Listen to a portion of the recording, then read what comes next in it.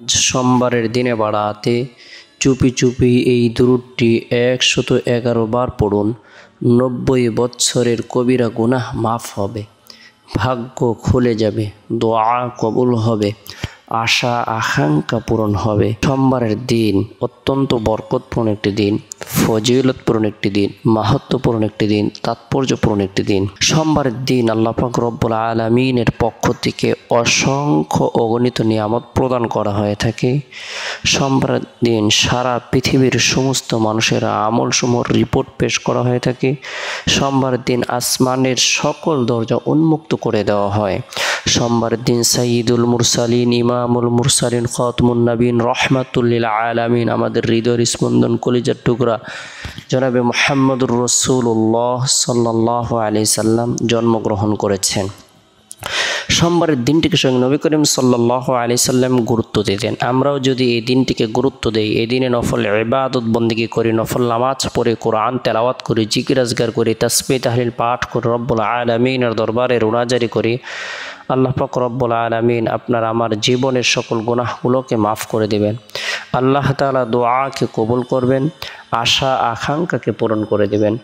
বরকতপূর্ণ এই দিনে প্রত্যেকে গুরুত্ব সহকারে ফজরের নামাজ সম্পূর্ণ করার পর আল্লাহর পবিত্রতা বর্ণনা করার উদ্দেশ্যে, আল্লাহর প্রশংসা বর্ণনা করার উদ্দেশ্যে, আল্লাহর একাত্মবাদকে স্বীকার করার উদ্দেশ্যে, আল্লাহর বরত্বকে স্বীকার করার উদ্দেশ্যে সুবহানাল্লাহ, আলহামদুলিল্লাহ, লা ইলাহা ইল্লাল্লাহ, আল্লাহু আকবার এই তাসবিহ তাহলিল তাকবীর পাঠ করব। আল্লাহ পাক রব্বুল আলামিন আপনার আমার জন্য নিয়ামতকে বৃদ্ধি করে দিবেন, গুনাহগুলোকে মাফ করে দিবেন, পদমর্যাদাকে বৃদ্ধি করে দিবেন। এরপরে সোমবারের দিন জোহরের নামাজ সম্পন্ন করার পর নিরিবিলি এক পরিবেশের মধ্যে বসে গুরুত্ব সহকারে নবী সাল্লাল্লাহু আলাইহি সাল্লামের প্রতি মহাব্বত রেখে, ভালোবাসা রেখে, আন্তরিকতা রেখে চুপি চুপি 2 শব্দের এই দুরূদটি 111 বার আমল করব। সাল্লাল্লাহু আলাইহি ওয়াসাল্লাম, সাল্লাল্লাহু আলাইহি ওয়াসাল্লাম। যে ব্যক্তি মহাব্বত রেখে দুরূদের আমল করবে, আল্লাহ তাআলা তার উপর রহমত বর্ষণ করবেন, তার গুনাহকে মাফ করে দিবেন, তার পদমর্যাদাকে বৃদ্ধি করে দিবেন। হাদিস শরীফ আল্লাহ রাসূল সাল্লাল্লাহু আলাইহি ওয়াসাল্লাম ইরশাদ করেছেন, মান সাল্লা আলাইহি ওয়াহিদাতান সাল্লাল্লাহু আলাইহি আশরা। যে ব্যক্তি মাত্র একবার দুরূদ পাঠ করবে, আল্লাহ তাআলা তার উপর 10টি রহমত নাজিল করবেন। সুবহানাল্লাহ। তাই দুরূদের আমল করব। আল্লাহ পাক রব্বুল আলামিন আপনাকে আমাকে যতগুলো আদেশ প্রদান করেছেন, এর মধ্যে থেকে অন্যতম একটি আদেশ হলো নবী সাল্লাল্লাহু আলাইহি সাল্লামের প্রতি দুরূদ পাঠ করা, দুরূদের আমল করা।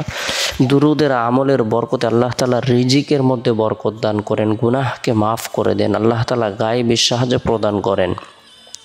তাই দুরূদের আমল করব।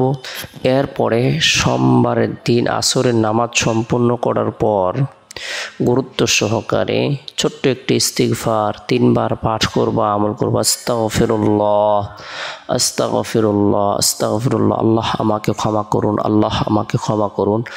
আল্লাহ পাক রব্বুল আলামিন আপনাকে আমাকে ক্ষমা করে দেবেন। আল্লাহ তাআলা পাহাড় পরিমাণ গুনাহকে মাফ করে দিবেন। তাই গুরুত্ব সহকারে ইস্তিগফারের আমল করব।